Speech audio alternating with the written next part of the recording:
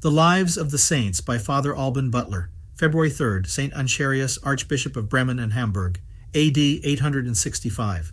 He was a monk, first of Old Corbie in France, afterwards of Little Corbie in Saxony, Harold or Hariold, Prince of Denmark, having been baptized in the court of the Emperor Louis Debonair. Anscharius preached the faith with great success, first to the Danes, afterwards to the Swedes, and lastly in the north of Germany.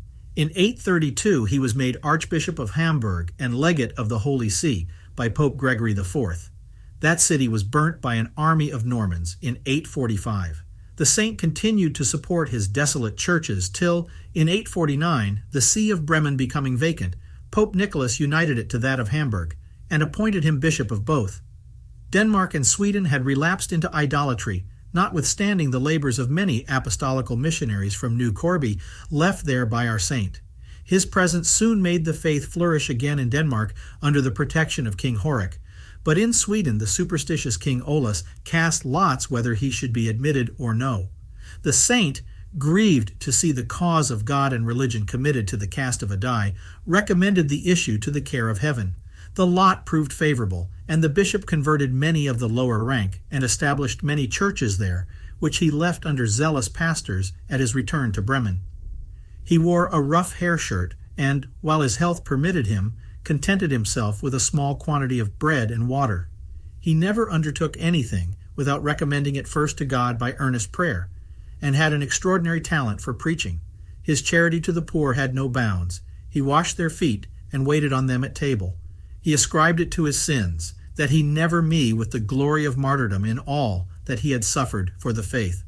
To excite himself to compunction and to the divine praise, he made a collection of pathetic sentences, some of which he placed at the end of each psalm, several of which are found in certain manuscript psalters, as Fleury takes notice. The learned Fabricius, in his Latin library of the Middle Ages, calls them an illustrious monument of the piety of this holy prelate. St. Anscharius died at Bremen in the year 865, the 67th of his age and 34th of his episcopal dignity, and was honored with miracles. His name occurs in the martyrologies soon after his death. In the German language he is called St. Charis, and his collegiate church of Bremen St. Charis. That at Hamburg, which bore his name, has been converted by the Lutherans into an hospital for orphans. His same was rather Ansgar, as it is written in his own letter, and in a charter of Louis Debonair.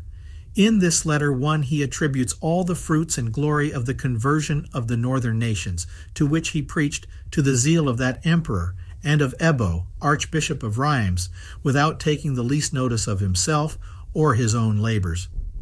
The Life of St. Willehad, first Bishop of Bremen, who died in 789 or 791, compiled by St. Anscharius, is a judicious and elegant work, and the preface a masterpiece for that age.